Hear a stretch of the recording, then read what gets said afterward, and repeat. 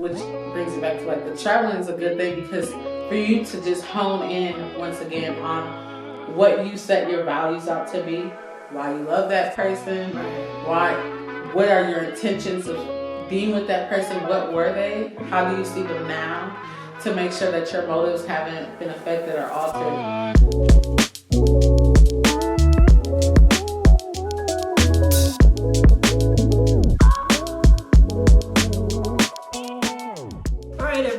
Welcome to another episode of Moving Mimosas. Today we have Erinn.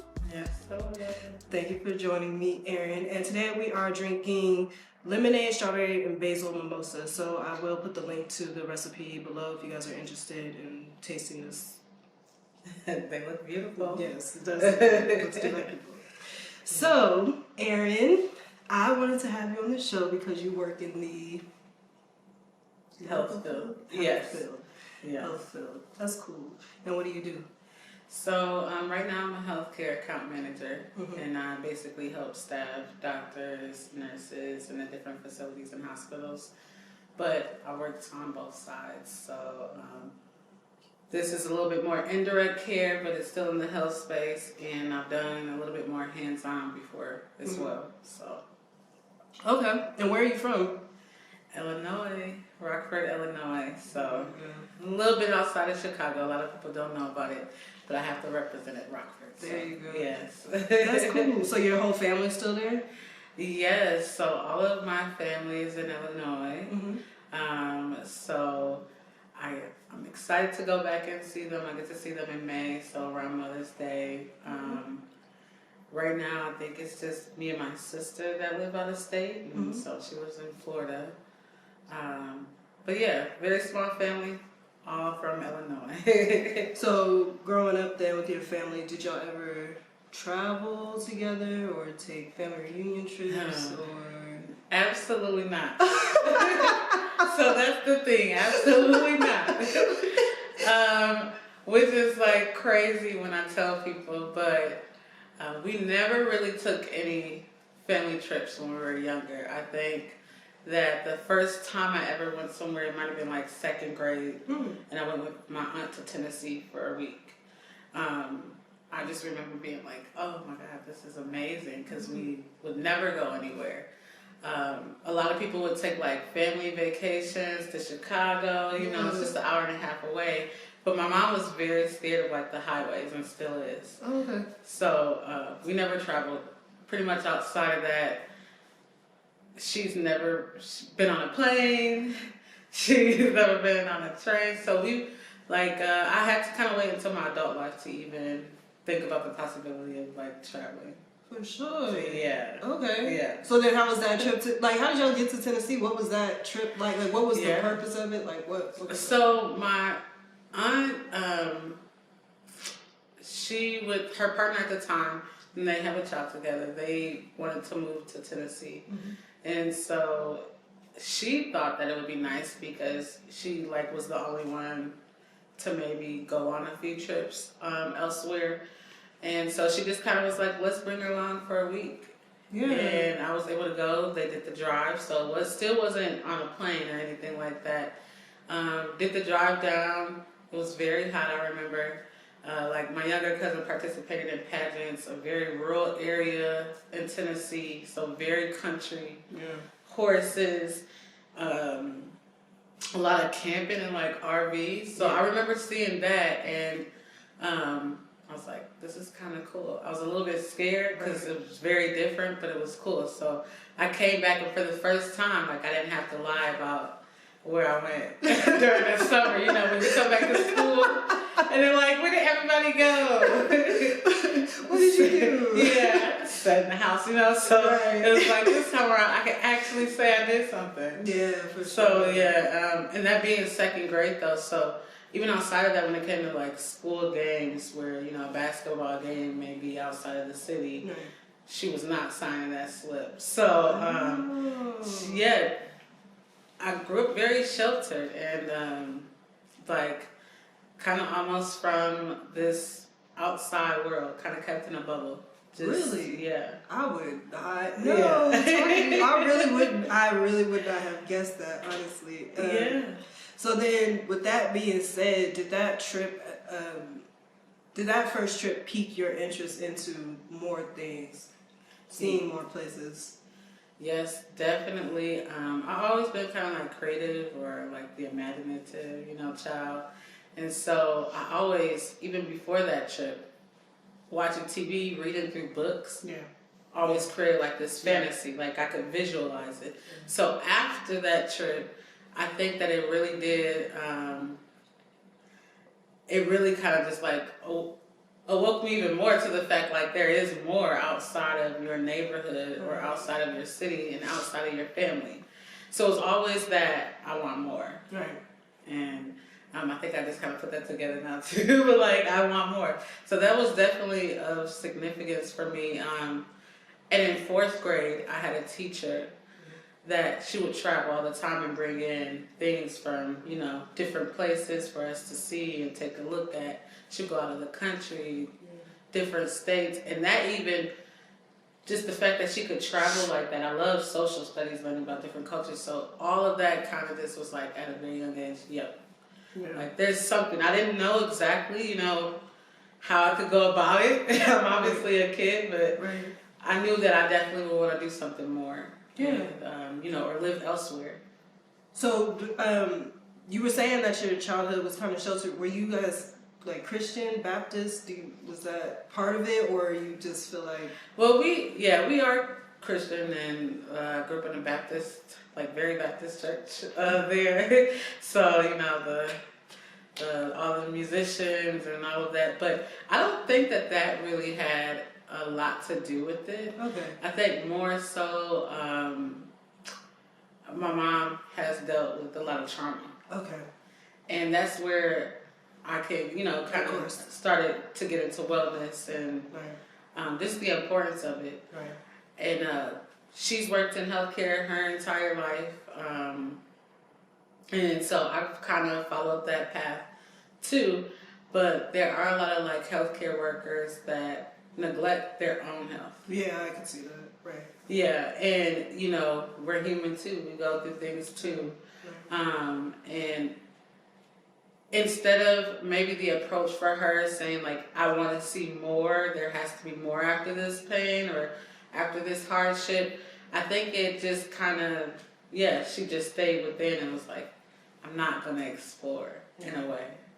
Yeah. But she's very content and happy, with things, but I think that definitely she didn't expect it because me and my sister, for both of us to live out of state and never have like went anywhere or grow up, traveling, it is hard for her because, she has a granddaughter now, my sister, and them are in Florida, but she's never been on a plane. So it's like, she wants to take that step now to be able to see them, to, come out here and see me. Right. But it's definitely overcoming that fear, and a lot of people don't get how traveling is so important, like for your mental health, for everything, like your everyday to-day life, just to see how other people live. So she kind of lives through us right now. We send pictures, tell her about things that we're doing in the city, different cultures, and just how more diverse it is, and a lot more things to do too, just opportunities. Right, that's true. So maybe y'all will inspire her. Yeah, I'm hoping. That's tight. Yeah. So then what was your first, I'm not sure if we spoke recently or previously about, one place that you went, but what was your first international trip? Yes, so Haiti. Haiti was the first. That was the first time, like, ever being on a plane. Oh. And I'm going out of the country. Mm-hmm. It wasn't too long of a flight though. Okay. I think we stopped in somewhere in Florida and then got on another plane there. So that was for House of Grace, which is an orphanage over there. I wanted to say boys orphanage. They mainly focus on like providing housing for little boys, but there are so many children that don't have homes there that they also include some younger female kids too. So quite a few of the churches back in northern Illinois and kind of like near Beloit, Wisconsin, combined together. They do mission trips. It would be yearly, but everything with, the pandemic has halted it. And so we just go over there, help build.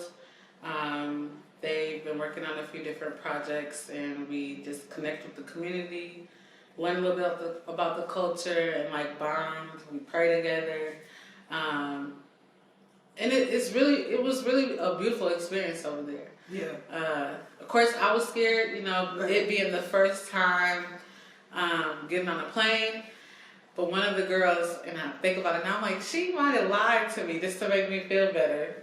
But she shared a story with me because that anxiety started to kick in. Yeah. Because I'm like, oh my God, my mom's never been on a plane. Nobody has. So how do I deal with this? And I was very nervous. And she told me about a story. And she was like, that someone had shared with her. And it was basically just telling you, like, since it was a faith-based trip too, we openly talked about it. But just to imagine God's hand carrying the plane. Okay. Like, you're going to be okay. Yeah. And that made me feel so cool. Like, afterwards, Sure. I was like, okay, I'm secure. So it was to Haiti, beautiful experience, like the trip there, landing, going through Port-au-Prince. We went to a place called Grosserer, which is a very small village, very different from the city. You step in the airport, it was like so many people there to help you with your bags, but it was also beautiful. Like going through, it was about a 2-hour drive from the airport. So to go through and see the main city and beautiful, saw a land full of like black people. That's just a beautiful thing to see. Like, I love, seeing different colors, different faces all the time. Of course, we're in America, but going to a land where it's really like the majority is black people and they can just authentically be themselves. It's beautiful. And, even seeing the women like carry certain things, on top of baskets and different stuff. And I complain about walking in Vegas weather to, around the corner. Right. And I'm like, they literally are, they're up for this. And it was just a beautiful thing, beautiful sight to see. Yeah. Makes you appreciate things like back home a lot more. For sure. And how long were you there? So we stayed for about a week. Yeah. About a week. It felt a little bit longer, like you lose all sense of time. Oh, for sure. Oh, for sure. Trust me, I know. Yeah. So, but then I also wanted to like stay more. After that trip, I was actually contemplating, they were thinking about setting up a program where the person, like the coordinator of the trip, he's from there. He was adopted from there. Okay. So he, obviously has family still there and connects with them. But he travels back and forth frequently, and they were looking for someone to stay there like year long to kind of help with some projects. And that was something I was actually really considering. Yeah. I thought it would be cool, like to not have to check my phone for one. Like it's very opposite than the other, the other side. Yeah. Peaceful. I don't have to worry about my phone going off. There wasn't Wi-Fi, to be honest. And connecting directly with them, like it's not touristy. Yeah. So you're a part of the real everyday, today life. So that was awesome for me. Learning a little bit about the language, the food, eating only once a day. Okay. Yeah, once a day. Why? The area where we're in, like, it's very different. A lot of people go to the other side, which is, I think, the Dominican Republic. Right. So they just think that everywhere is still like back home. No, you go to the other side, Haiti, and it's in a lot worse shape than what people would imagine. There's Haiti? Yeah, Haiti. Right, yeah. There's some areas that are very nice, where if you're going for, I don't want to say everywhere it's just ruined or anything. It's beautiful, naturally. But there's, traveling in certain parts, there's no garbage disposals, there's no Wi-Fi, there's, obviously, very different. This street market, it's not like a everyday, like a Walmart you would imagine to go into. So, in the village where we stayed, there wasn't even any paved roads or anything, and so they didn't even have a stove. They cook once a day, large meals, and kind of split that up, or they eat like in that area like snacks. Their favorite thing was crackers and like peanut butter. You know, all of their income is coming from us coming to visit and help develop their communities. But once again, like they're a very rich community, because I don't want it to come off either that like it's very poor or ruined, because it wasn't. You can learn so much from them. It's the fact that they're like more efficient, like yeah. So they grow their own foods, and they have different things, and some like, so it was just very different. It made me appreciate a lot more. Just what I have.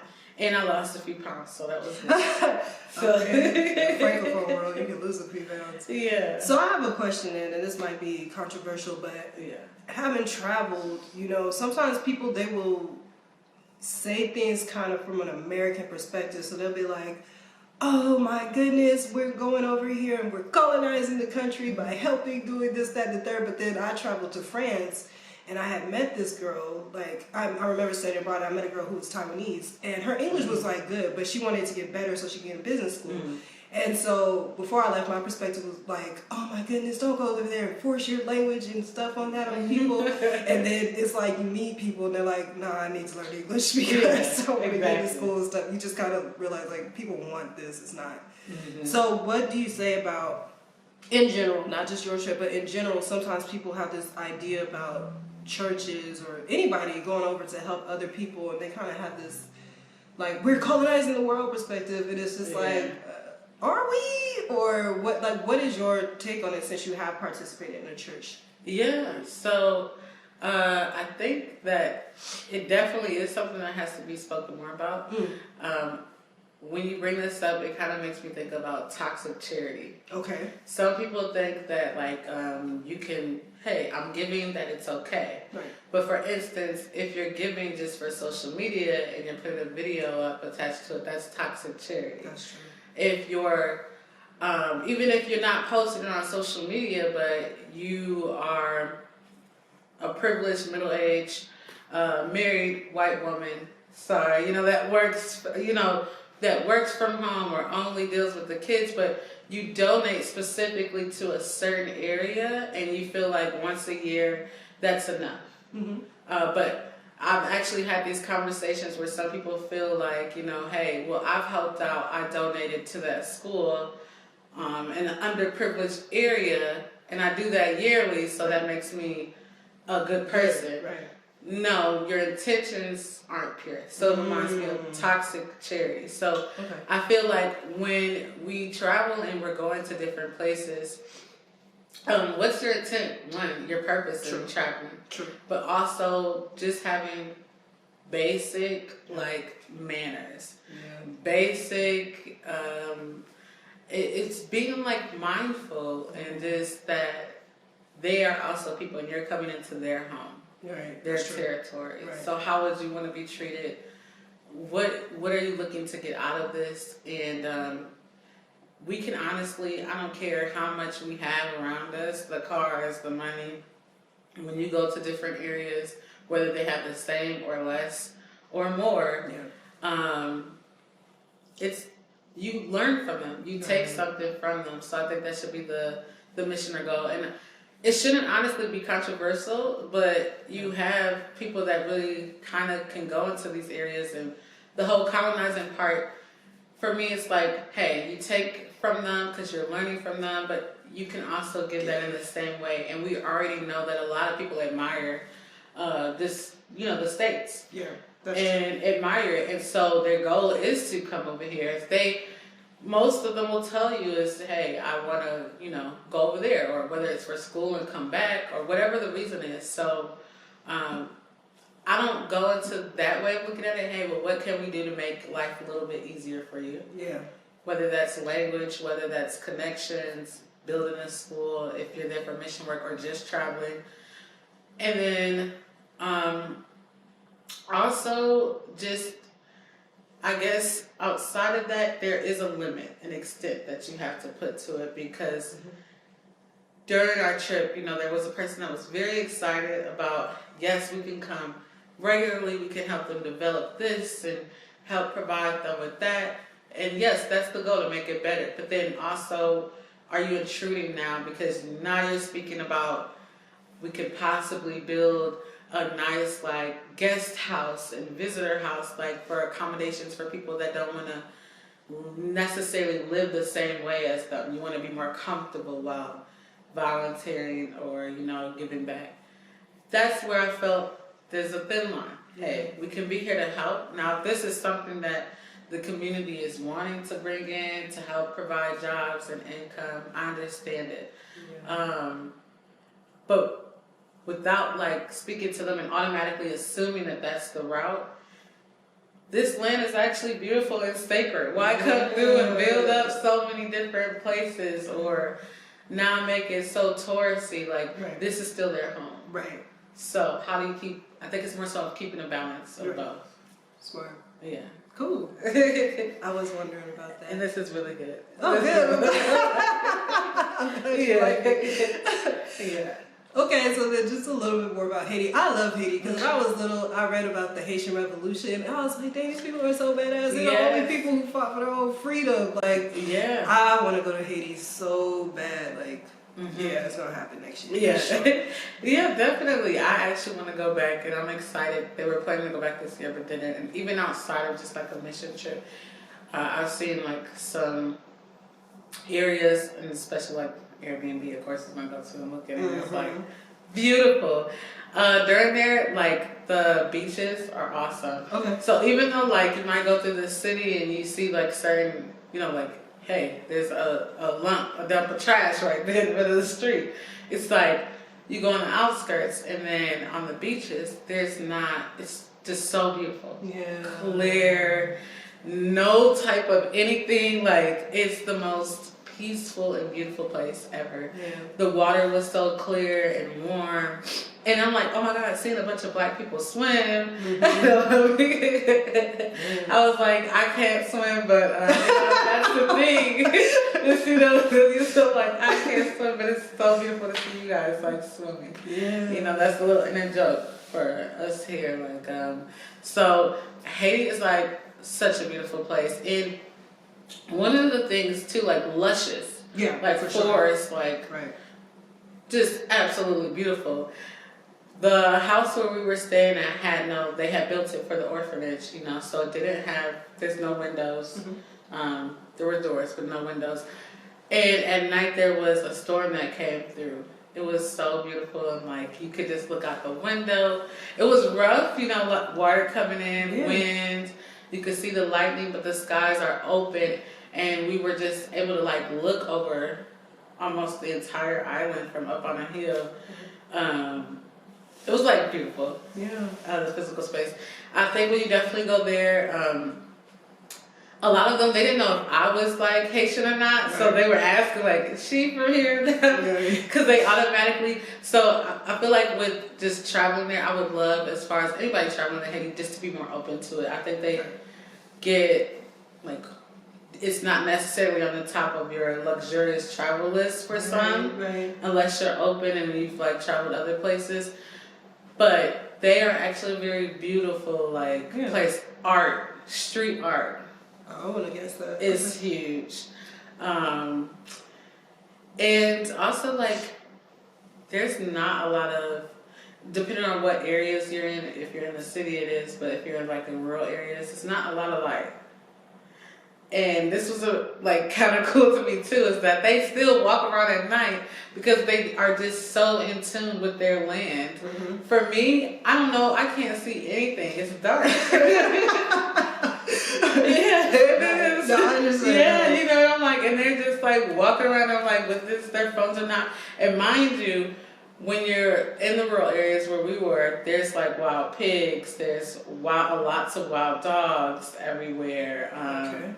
Some wild horses, but usually they kind of know, like they work in and out of the people too, because that's their area. They live together. They know how to. And I'm like, that is. I know people look at certain things and think like that's small, but those are like things that I noticed. Yeah. Because it's just like to be as people like so in tune with your land that you know the animals, you know the path of how to get there. That's something that's powerful and strong, and that's their land. And like when you say, hey, they fought to be free, Right. Absolutely, and they're definitely free and very like loving, fun culture. Okay. So the people were nice, very kind. very nice. Yeah. Like and very thankful for everything. Yeah. Transportation, and maybe I could provide you a few pictures afterwards, but like the transportation, you would see just mercy or gracie, you know, just thank you or thankful, like on the buses, and everybody just speaking, and it's very lively. Even with everyone is very determined, very happy regardless of everything. Right. So, you know, even the kids, very happy. Like, you know, going to school, they're skipping and not even worrying about maybe the hour and a half walk that they have to do to school. Yeah. You know, but still like with a smile on their face, just thankful and Just happy grateful. and at peace. Yeah. So it's a very beautiful culture. If you know, go there, you'll definitely have fun. Yes. Dominoes is another thing I played when I was there. I was like, Oh. dominoes? Yeah, you're thinking, so it's like, it's a very good feel. Like when you get there, Yeah. they're just having like, you know, a good time. Let's dance, let's play some dominoes. Let's live life. Live life completely. So what about cuisine? How was that? Yeah, good. I can't even, like if I go down there, I can't even remember everything that I had. Okay. But very good. So they would cook. Everybody have dinner together. That's one thing. And Oh, okay. but there were just so many dishes, because that's one of the things I would want to know what it was that they're cooking, and I would try to ask. They're like chicken and rice, but you're like, but it's not just chicken and rice. Like something is in here. So Right. yeah, so like, but there was a lot of things like that. Chicken and rice. There's one dish that, oh my god, I forgot the name, but it's like an egg sandwich with ketchup and like a little bit of mayo, and it seems very like, would I eat that here? Definitely, I wouldn't make it for myself. I wouldn't have put that together. But you go and it's like one of the best. It's like an island favorite, and I forget what the sandwich is. But it was like super good, and when I had it, I'm like, now, out of all the times when I looked at the eggs, when I didn't have anything in the fridge, I could just put this together. But it was like, it was so good, and what is it, like sugar cane, like the cane, like pure, sweet. They just pulling it right off the bark or wherever they got it from. I can see that, right. Yeah, and you peel it. Little things like that. It's in the fruit. It's just it's there and it's very good. It's fresh, but a lot of flavor. I did try goat meat. Oh, bomb! I just had some of that for the first time like 2 weeks ago. It's actually good. There's actually one, and I thought it was gonna be disgusting, but it's really good. Yeah. And there's one Haitian restaurant out here, and they are only like open part time. Right. So I'm like, if I could get I don't know where you had it from, but if you get the real thing, real deal, like, oh, so even so good, like the seasoning and the flavor. Yeah. I had mine at a Ghanaian restaurant in Baldwin Hills. It was good. Oh, okay. It was good. Yeah, like really good food. And there's a good Haitian spot back in Elgin, Illinois, so it's like in between Rockford and Chicago, and they had the best like platters of like diced goat, diced chicken, their plantains were good, and they have this thing called pickles. Okay. Thing. It's like a spicy coleslaw. Okay. And super good. Okay. I love like the Caribbean food. Anything that's, hey, I'm trying to Jamaican. Yeah. So the food was really good there. Really good. So speaking of which, you had mentioned going out to Haiti, and you had mentioned just kind of the peace of how peaceful it was, disconnecting. And I did want to ask about that because I know, like, I have a trip booked to Guatemala, and I would be lying if I didn't say that part of the reason why I'm going is to disconnect. Like, I've already told everybody, they're like, be safe and all that. And I was like, listen, don't call me. I'm going for a week. I don't want to hear from nobody. Don't call me. Like, and I do travel, honestly, to countries, different countries, it doesn't matter where, just honest to God, to disconnect and just to be in nature and to find peace and just have thoughts and talk to Jesus, you know. So just you working in the medical field or whatnot, like what do you think about people traveling just solely for, whether it be alone because I'm going alone or with people, what do you think about people just traveling just to breathe and get some time, you know? I think it is very important and critical to you as like a being, as a person.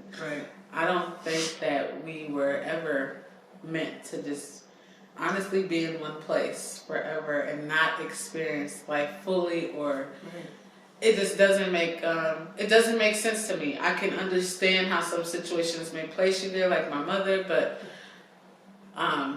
it's not supposed to be that way. And I think that the healing and the happiness or the joy and the peace that we try to like find, sometimes if you're, for me, like I was a serial job hopper.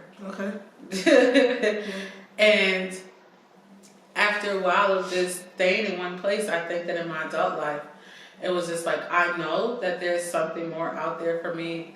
Couldn't put my finger on it. But when I started like just going to Chicago regularly, when I took the trip to Haiti, when I took my only second flight out here to Vegas, like those things, I started to feel more sense of who I was as a person. That's true. You know, like discovering myself. So I think traveling is like very important. That's part of the journey to figure out who you are, what you want to do. Your soulmate may not even be back home in your city, but you're too afraid to leave. Or the dream job that you have may be across the world.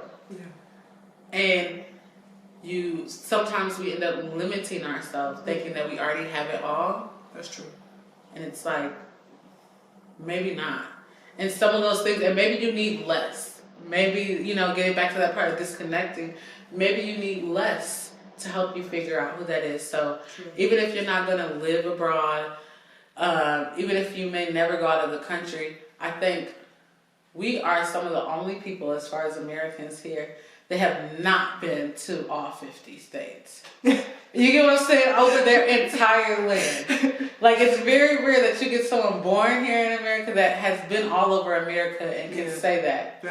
But when you speak to other people outside of, you know, that were born and raised outside of our country, they come in and, like, they've been everywhere. Several different countries sometimes. Like, they've been all across their own land, and now they're exploring ours. And they're so sure and certain of who they are, where they're going next. Even though you're like, how can you live this way? Just traveling so, like a serial traveler. And it's like, well, I get it. Because it's like, they're content. You're shaping who you are. And when you go to these different places, it's allowing you to have a deeper perspective of you in a way. Whether you just go and you're having fun and it's a casual trip to party, trust and believe, like, you're traveling with an intent and purpose, even if you don't know it. When you set the next destination, that's you setting an intention. You may not know all the details of what you're going to do when you get there. You may not know anyone when you get there. But things happen specifically. And so when your intent is to go to San Diego, and you've also been working on your book, but you end up meeting another author there that connects you with, these are things that happen, and sometimes it just seems spontaneous, or like there wasn't much meaning in that. Yes, there was. You know. For sure. So that to me, and just kind of bringing it back into wellness, knowing who you are, being self-aware, is what's going to get you to being well. And you need wellness in everything. When you neglect your own wellness, you're taking care of everything else and everyone. You do become closed-minded, you become closed off, you become routine, robotic, not very happy. And so I think setting that time, whether it be a small getaway, just till the next city over, you need that alone and peace out. And I feel like I read an article too where it was a married couple. They would, take trips together, but then also take trips by themselves. Smart. That's like, yeah. So I feel like especially, especially though, I might want to, what you doing on your trip? Check in. Yeah, let's check in a little bit. But also, maybe if you feel like you have to do that, it may not all be good to go from the jump anyway. But that's another thing though, because I feel like, especially if you're in a relationship, just dating or married, you can still travel separately because most people think that your interest, everything is just one now, melted together. Yeah. You still need to know who you are outside of that relationship. Right. So you still need to get that space, whether you stay in the same city and do just a weekend spa day for yourself, or whatever it is to pamper yourself.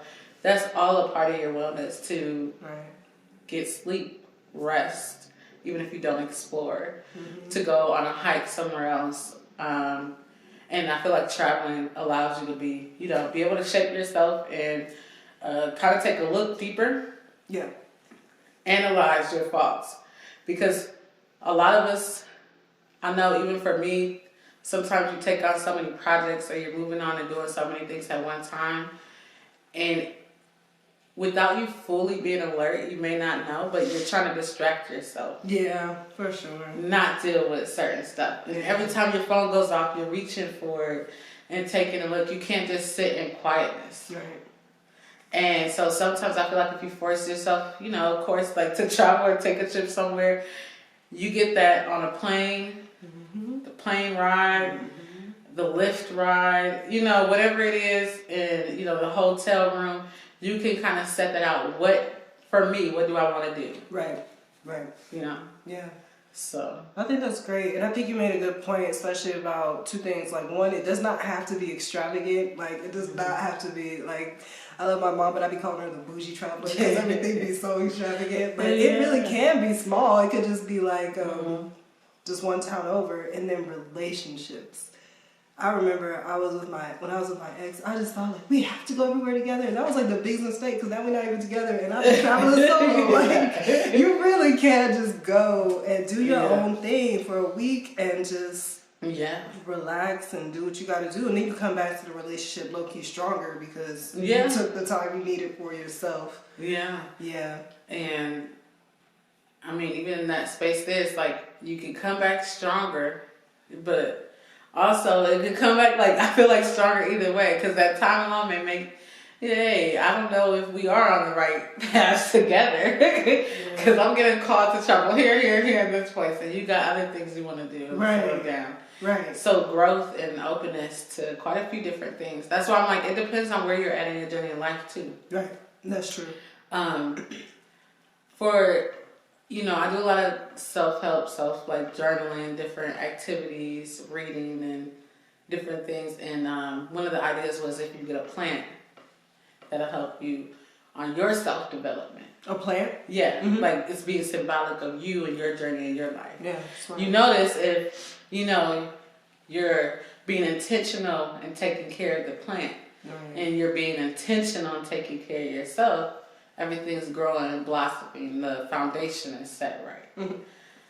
When you start to neglect the plant, that's also sometimes, and I found that it's true, in doing it, you also tend to neglect certain aspects of you. Because now you've gotten too busy to take care of this thing of life here. You also gotten too busy to take care of something else that you were supposed to do or something. So being mindful and being intentional and disciplined, and it's the same way you can apply it, I feel to traveling. Yeah, that's true. That's true. You haven't went anywhere, if you're not going anywhere, not that you have to, but a lot of times that's you limiting, blocking yourself. Yeah. If you're a frequent traveler, like we just kind of discussed, you're more sound, more aware. You're probably more mature in certain areas of your life, and just knowing who you are. And so both of those can be like symbolic things, just to how well are you really doing. Right. So that's true. Yeah.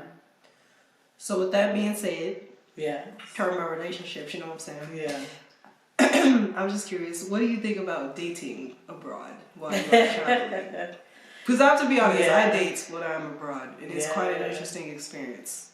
Yeah, it is. You might have to give me some advice. But would you be open to it? Yeah, so I definitely would be open to it.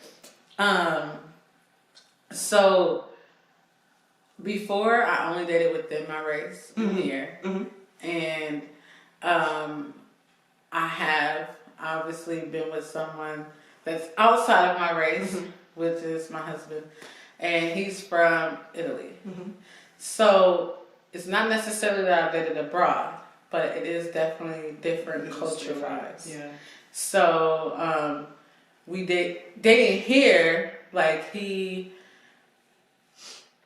glorifies and has glorified almost everything American, and everything is great here. But when it comes to more serious issues, like when it's, things that come to health or political and government or different things like that, sometimes it could be there's a gap there, like a disconnect, because they don't really understand, or that's not how it works back home, or they can't understand even when it comes. Our poverty is different than their poverty. Right. Wealth is different than their wealth. So there's, education, even down to work ethic. Dating someone abroad, they can come in and look like, why do you have this going on here, with your community, or just different stuff. So it's like a lot of learning. It is. So I'm like, dating someone that's from abroad is different. It's a lot of learning. But if you're dating while abroad, I feel like, I almost cussed. But I feel like that is super cool. That is super, because I feel like at that point you get to, who wouldn't want to date abroad? Like, if I'm somewhere, I honestly read a few articles about women traveling to these gorgeous areas and meeting these hella fine men and having the best experiences of their life.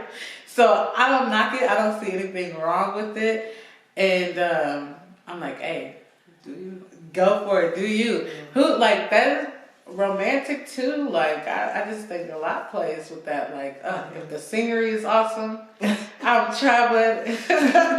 You got a nice accent. Hey, speak a whole different language. Okay, we'll make it work. Don't even know what you're saying. But this role play is awesome. Yeah, girl. Yeah, and I think it's great too, just to go out and explore, especially as adults. We're not, you know what I'm saying? Black women, I just feel like should be able to explore everything. So that's what I've been doing. I've been exploring everything. Okay, I'm here for the food, but I'm looking at the men too. You know what I'm saying? I want to see everything. Yeah, but I think it's a great. And you bring it up for Black women because one thing that I admire about you is that you do, travel solo. You don't care if it's out of the country or not. I could go. Now that's one thing I'm a little bit nervous to do, but I want to do. But I'm only nervous being as a Black woman traveling solo. Right. And so those I think would play into my fear. If I was single and for sure traveling. So I'm how do you handle that? I don't know. I think it's because I grew up traveling. I don't really be tripping, but I'm very aware of social systems and everything when I go places. This is gonna be messed up, but I would say this on this camera. You're not getting no passport out of me. Period. So I'm very aware of the social systems where I go places. I'm very aware. Sometimes it ain't even about you being a Black woman. It's about you being American. Yeah, true. So whether you're white American, Black American, America to a lot of people in their brain equates to wealth. So it's you got money, so I'm about to get you sometimes. So I'm just super aware when I travel. I have encountered danger. Yeah. I don't care. I don't think the person I do. I don't think. I remember when I was in Martinique and a guy, he started following me. And I was just like, oh, okay, like, since you follow me, we're about to play tag right now. Because did nobody tell you to come over here and try to follow me? So I started doing to him, like, the same thing when they follow you in the store here and you're black. And you follow, who told you to follow me in the store? So now, because you want to be silly, we about to play tag in the store. So I did the same thing in Martinique. So thugging it out. Yeah, pretty much. So No, seriously, it's just I think just because I have traveled so much and seen so much, I know how to apply certain things and how to conduct myself. Yeah. But it is something I actually do recommend. Yeah, that like everybody does, especially Black people. In general, like travel solo if you want, because but just start small. There we go. Start small. Go somewhere safe. Like go to someplace bougie first. Where you know the island is safe, but ain't nothing gonna happen to you, and then you can work your way to, you know, other places. And another thing I actually remember, I was just thinking about this, was like when I went to Morocco, people were really like, they didn't say nothing to me before I went alone, but then when I got back, they all were like, oh, you went against all common sense. I was like, if you felt some type of way, you should have told me before I went. But okay. But don't ever look at the economics of a place and think that equates to being in danger because the country is underdeveloped or poor. Yeah. Look at the people, like look at the culture, because like even Morocco, for instance, might be, you know, let's say our currency is worth a lot more than theirs. Yeah. Moroccans are like the nicest people in the world. Yeah. Okay, they will invite you in, feed you breakfast, and I went to like hella people's houses, and they were giving me that bomb ass mint tea. So it doesn't matter, you know, like that their country is underdeveloped. They are nice, and so if you just pay attention to that, common sense. I don't know. I feel like Black Americans, we know how to survive at all costs. Yeah. So. Yeah. Exactly. I don't know. I think it's nice though. Like I really admire that, and maybe it would help out like traveling too. Like, you know, for Black women, find that one. I think sometimes like limiting your options. And men, a lot of us haven't dated outside of our race. I haven't. Yeah. So you're like I haven't. And I'm like and that was nerve wracking for me. Even when I got married, I was like, you know, I don't want to say cold feet because of it, but it was a serious thought. Like, girl, this is not a Black man. I'm like,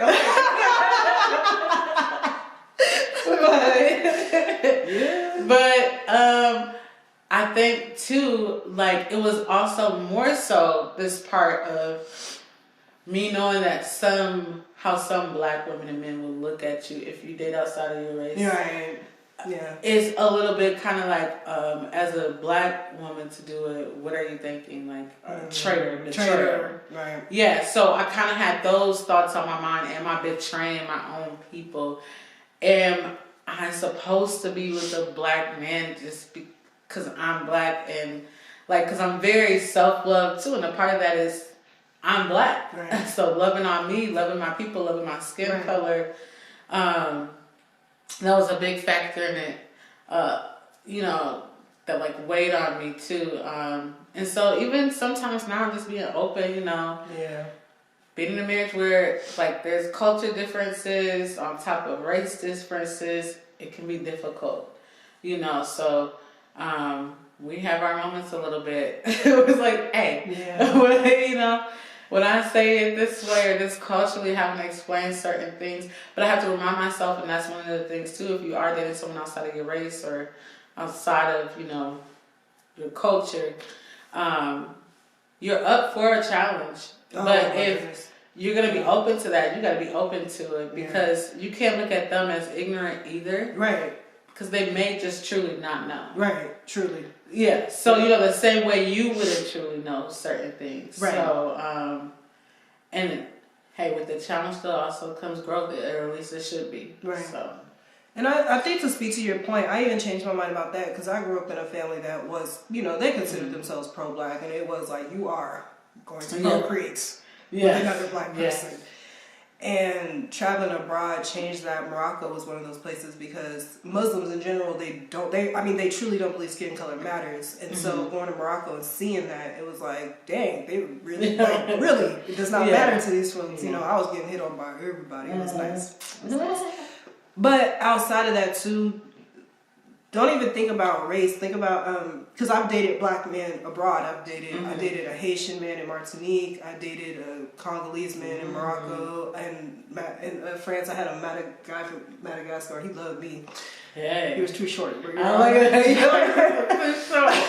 I've dated Senegalese men, and they're all black, but they're from a different culture. And even that, I was just like, bruh, the way you get down, I don't get down. That's not gonna work. That patriarchy ain't gonna work. You're not gonna be doing that to me. Like, sorry. So just because someone does have the same skin color as you, I just want to say, even just dating culturally different, you know, especially when you are a free person, or a free woman, you know, it's difficult. It's a challenge, and you got to be up to it. So I actually changed my mind after traveling. I don't believe in just, it's like whoever your soul connects with, that's that person, because I just don't like limit yourself, especially being in the Francophone world. I know I saw like a lot of black people, they've been colonized by being taught to assimilate, and so a lot of them prefer to be with white people because that's just what they were taught. But then I was sitting there watching them, I'd be like, bruh, that person you with is trash, but just because they got the skin color that you were told to look for, now all of a sudden you stuck like with this trash ass person. So that applies to us too. Like, don't just be, you know, with someone just because of it. No, that is like very accurate and very true. You know, just as far as without getting too personal though, like sometimes it will, you know, it's like I'm in a place where a lot of like, especially with the pandemic and then the George Floyd case and like all of these different things, I'm only imagining like what a lot of interracial or even culture wise are like, what the conversations are being had. Because even if it's like it can become very tense, and like I have some friends that are also too like that are with African, like straight from Africa, you know, African men. And it's a difference. They've had conversations where it's almost too, well, if Black Americans behaved in a certain way. And so it's like, if they're having that with Black men, but who are just not from here. And then it makes me also think, well, what is really going on in my white husband's mind too, a little bit sometimes. So it causes, without having to, you know, you just hope that a person is good and that they have common sense and basic things, but those things of how you've been raised contribute to a lot of your beliefs and feelings. And a lot of, like, one of my friends, you know, was totally against me dating someone outside of my race. What are you doing? And she only sees that appropriate as if, you know, she's a little bit street as far as like the come up. You know, like, hey, you only talk to them and date them when you need to come up, on something, you know, or because you have this stereotype that they'll treat you nicer, they'll treat you, dine and wine you. It's a bit of a different. And I will say I found it true at times. But I also know that not to be the case. You get what I'm saying? Just in general, like not to apply it to a mass amount of people. So she kind of had that mentality as well.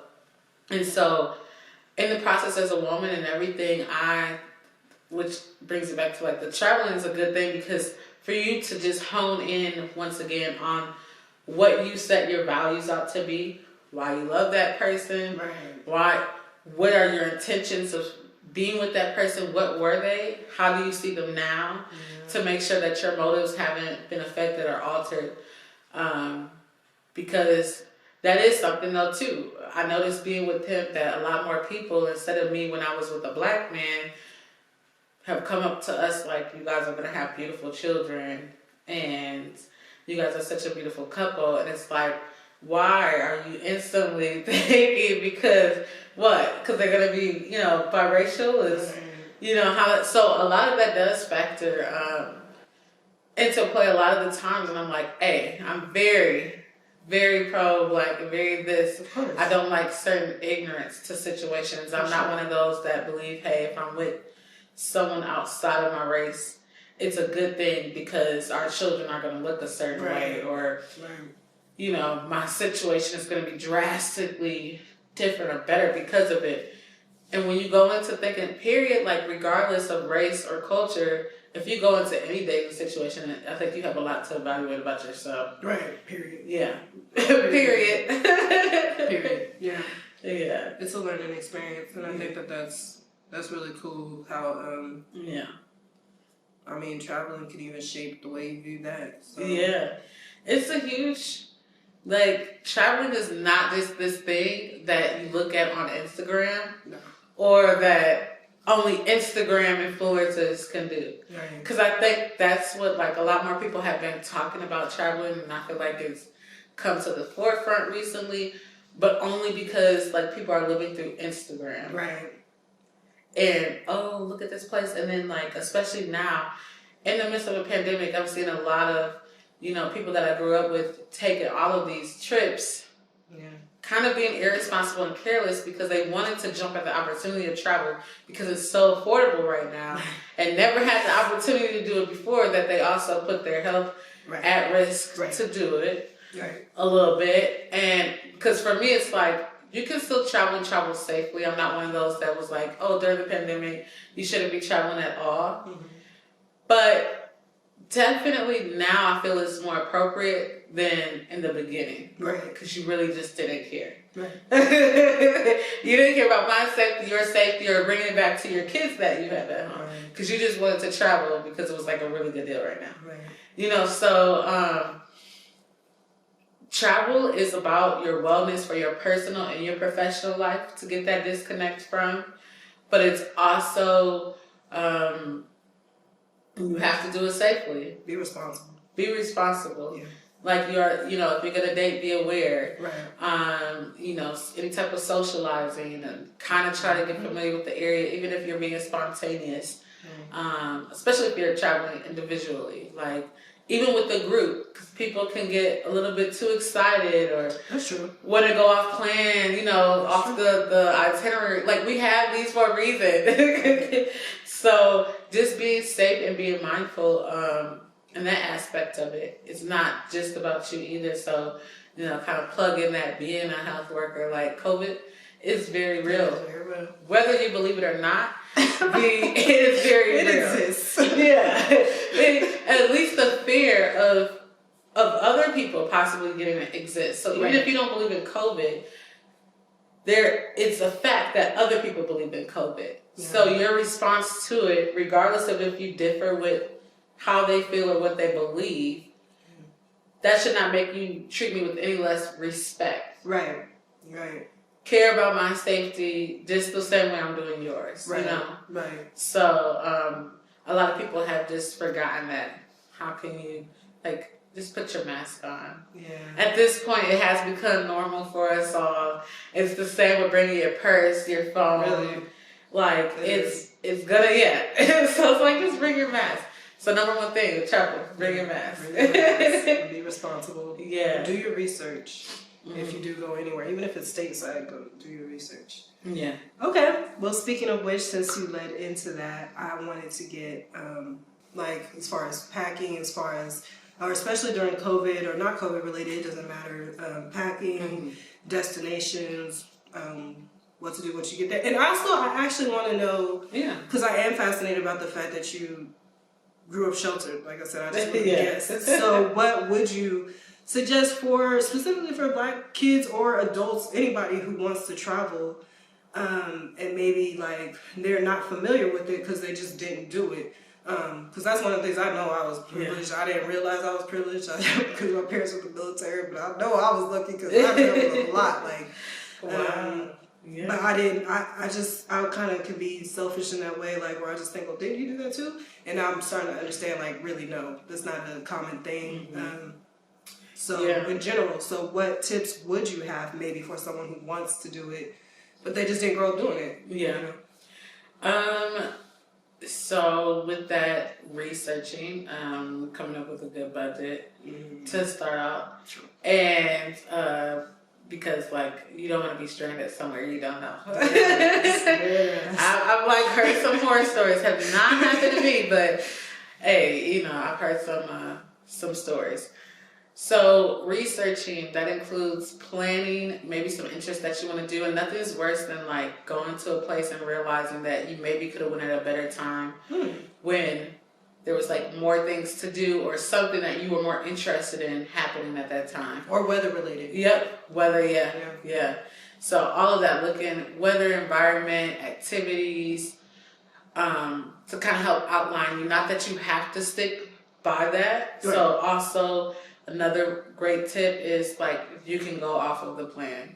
Not to just stick to it, but you can do something outside of what you set out to do. Right.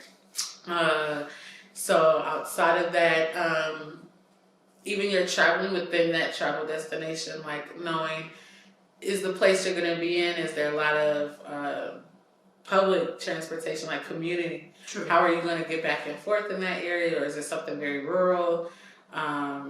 Yeah, so that's something I would look at. And like for instance, when I go back home, every time I have to not just worry about a flight. You know, if my family stayed in Chicago, that would be it. I know that I would have the train, bus, Lyft, but when I go back home instead, I have to worry about the flight and then booking either a Lyft, a car, or a bus to go back the hour and a half. So making sure those little things. Also, I was getting to one other thing. I guess just remember the purpose, like having fun, and remember the purpose of like why you're there. Like, you know, what am I going to set out today? Even if you don't have an overall purpose for it, go into each day at least knowing your purpose and being thankful for that day. As long as you know your overall purpose, everything else will fall into place. Yeah. That's true. That's good advice. Yeah. And sorry, because I just thought about it, but I mean, related to somebody who never traveled, I guess, outside of those general tips, if you're a person that's never traveled, not to be afraid, go ahead and do it. Yeah. Like, just do it. You honestly have to start off small if that's the case for you, or even if it's something big. Definitely communicate with those that you love or that are around you. Yes. Yeah. Yeah.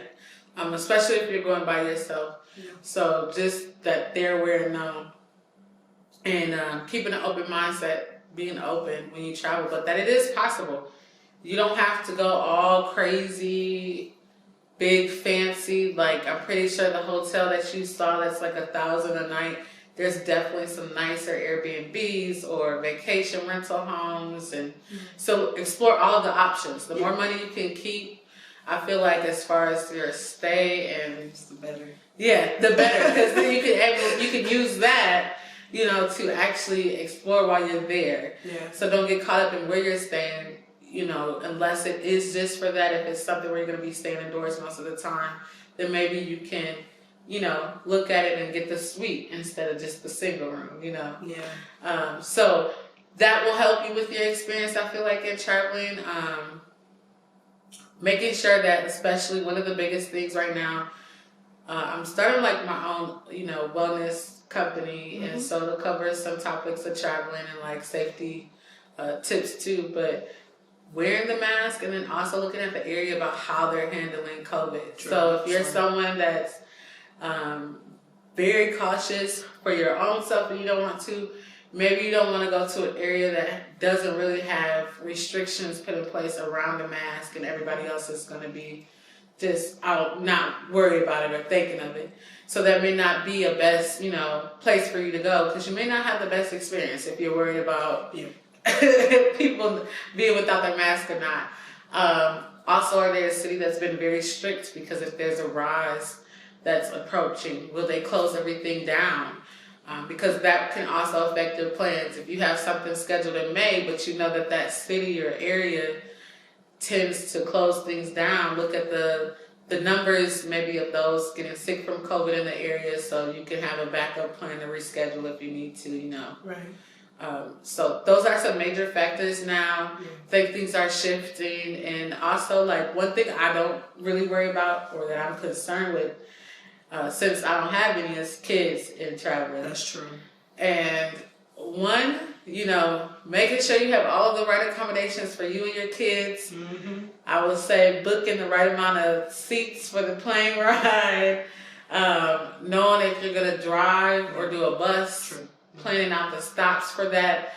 And one of the highlights right now that have been happening a lot is people traveling with their kids and then getting banned from airlines or getting kicked off the plane if the kids can't wear the face mask or are choosing not to the whole time. Right. Okay. So that's another, just another tip for those traveling with kids. And I guess the main one is if you travel, allow your kids to travel too. Oh, yeah. Definitely. Some parents are just planning that travel getaway for them, and the kids aren't traveling. Like, hey, bring them out. Maybe you do one for you and your spouse, and then the other trip is for you and the entire family so that they can explore and be better-rounded, well-rounded individuals too. Yeah, and it's great education for the world, not just in the classroom. Mm-hmm. Yeah, honestly, most of my education came from traveling. I didn't learn shit in class. So okay, not a damn thing. Okay, students are boring, so definitely take your kids on vacation for sure. Yeah, hands-on experience is the best. Being able to see it firsthand, that's the real growth. Interacting with people. Yes, and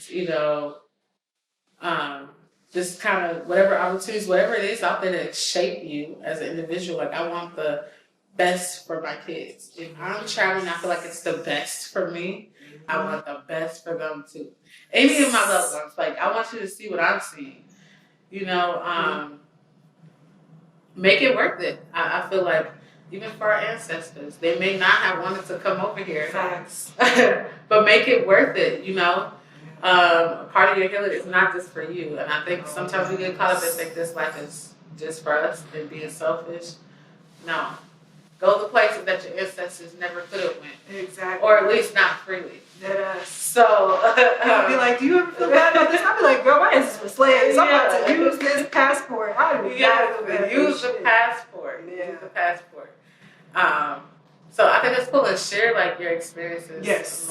And, what you've learned there. Yeah. It's not just when you go, this is one thing that Instagram has, not just to post a nice picture of you in the hotel room or on the beach, but what are maybe some foods that you had there? Yeah. What is something different that you learned, or did you speak with one person where it may have been difficult for you to actually communicate with them, but it challenged you in some way,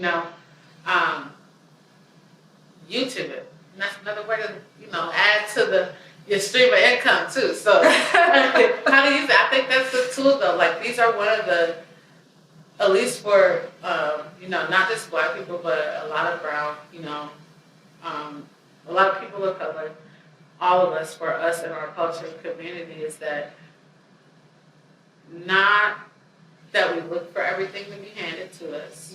Because honestly, with some of the challenges we face, it should be. We should have more things handed to us because they were taken from us. But without going down that path a little too much, also these are some of the free tools and resources we have to better ourselves. Right. And when people are free, travel is not free. But just the idea of you being able to travel, you setting that intention of being able to go out, it can be free. Right. That's the free, that's the most affordable thing. That's free to your happiness, to your peace. Right. If this is all that you have to invest into it, save for it. Put $10, $20 if that's all you have. I don't care if it's in a year or after you complete school, or you say once the kids graduate from high school. If you put $10, $20 to the side, I'm sure you got enough for a little getaway, a little weekend getaway. And I think that's a misperception, to be honest, that travel is this expensive thing. It's only expensive, I think, if you make it expensive, or if you're, like I said, trying to be the bougie traveler. But you can really go to destinations, great destinations, and it does not have to be expensive. So I also want to make sure that that's, very, you could be working a part-time minimum wage job. And really, I mean, if you got it for, you know, some Jordans or, Yeah. I don't know, whatever. Yeah, for anything. Anything. Yeah. You got it to travel, so. Or, you know, the amount that is, like, if you look at each time that maybe you went to the salon and got your hair done. Facts. I'm sorry, some of those lemonade braids and stuff, like $500, $200. I'm sorry, that could have instantly went to book a ticket, a flight ticket. Right. It could have been your stay plus a flight ticket, depending on where you're going. Yeah. So it's all about your mindset, you know, but you decided to be cute and stay at home. But you could have been semi-cute and been across there, you know? And it honestly, you know, breaking that barrier, just being around difference, like your self-image, your self-appearance, and all of that. Like, without going too far off, like, just one of the things I learned too, seeing other women embrace, like, their own beauty and be comfortable in it. Yeah. Their natural hair. Very true. Their natural self. Even a little bit before this, I was thinking, like, I wasn't able to, you know, my hair appointment had canceled, and I'm like, I'm not gonna have any extensions in my hair for the interview. And I had to think about it. But I'm okay, like, with my natural hair too, I'm being comfortable. Sure.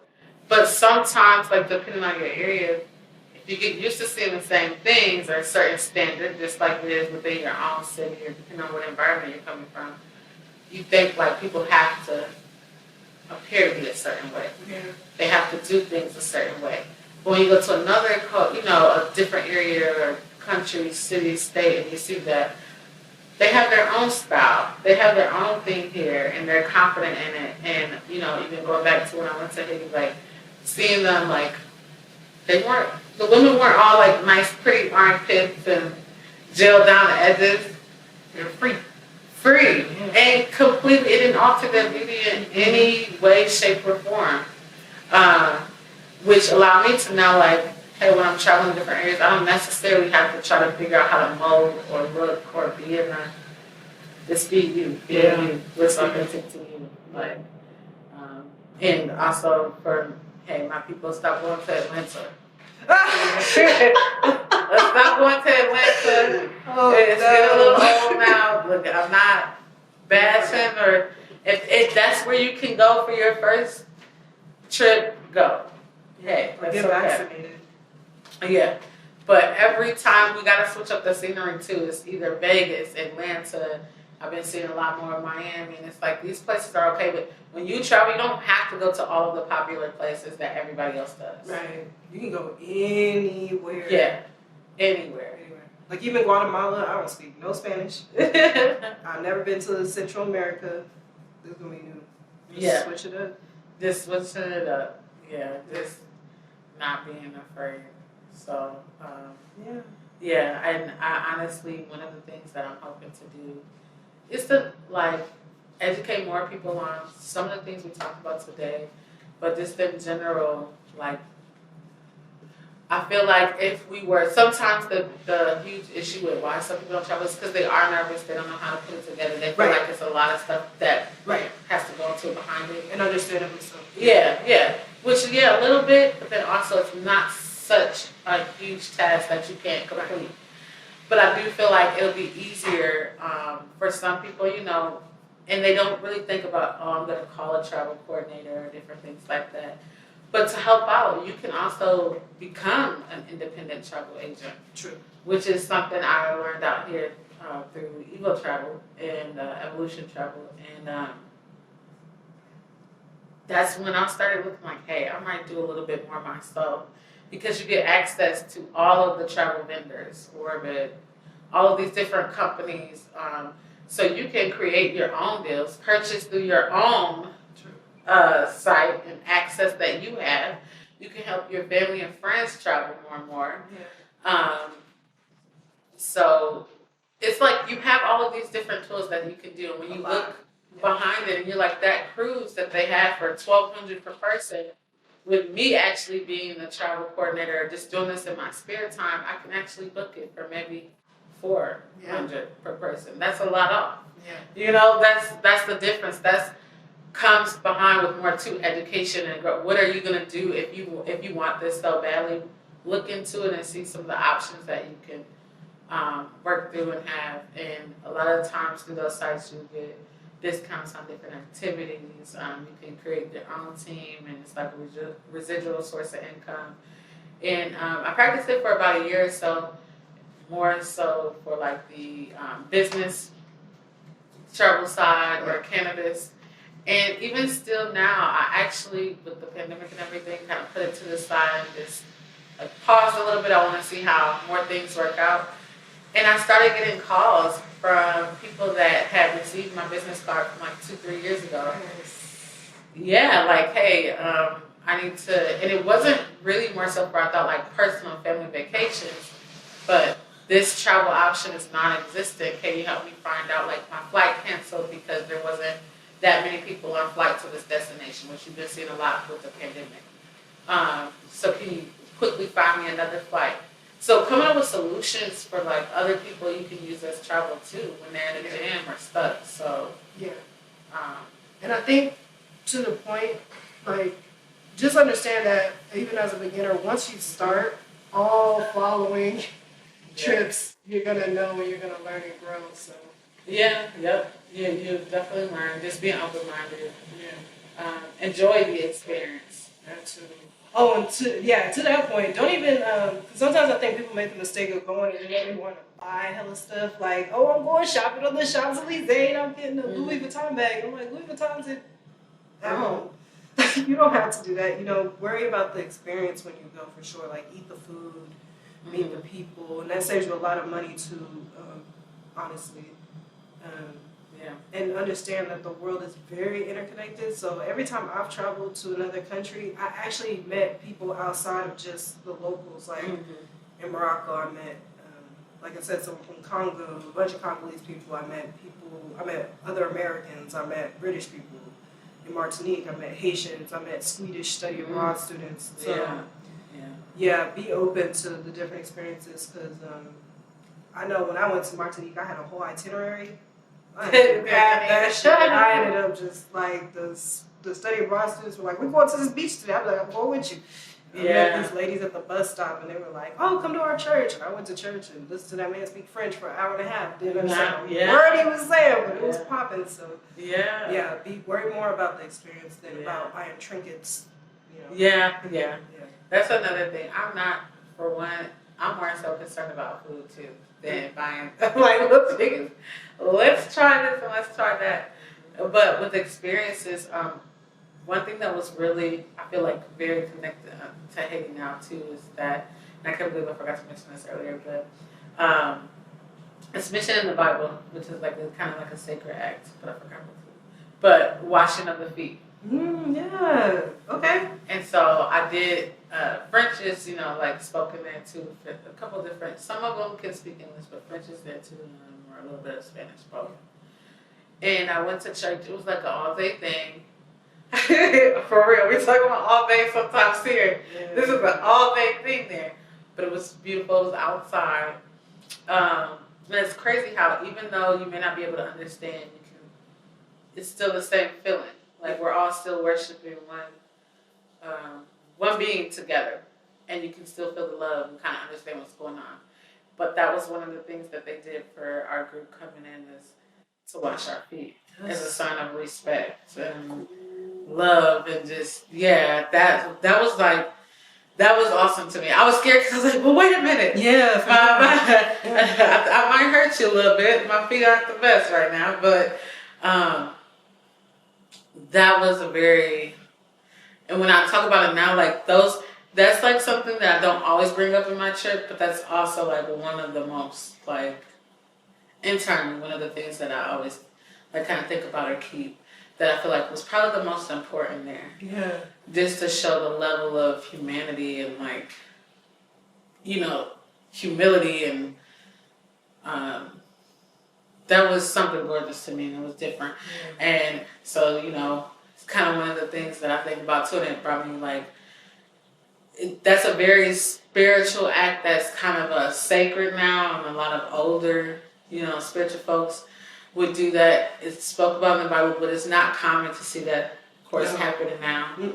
And it also kind of touches home because that's something like my grandma is getting older. And she's always like, you just gonna get up and go. Yep. I would get up and go. But when I was little, and I think she's older now, it was just like, well, I want to start back visiting home too. But massaging and kind of like, lotioning her feet. And those were my moments and times with her too. So just, those things, those type of acts humble you. Yeah. And help ground you. And so I feel like I personally am looking to travel with a lot more purpose to explore and experience. But to be able to give those same acts or similar acts in a way and to have those type of experiences really is what I'm looking for. So, beautiful. Yeah. Well, that was great. Yeah. Thank you. I think that's a good note to end on. That was fun. Yes, thank you. Well, thank you so much. I feel like I learned a lot from this one. Really, this was great. And I actually definitely would like to have you back again after you've gone out and seen more of the world. Yes. Yeah, and hear about everything that happened. So thank you for real. Thank you. Awesome. Thank you very much. Thank you. And this is another episode of Mimosas. You guys have a great day.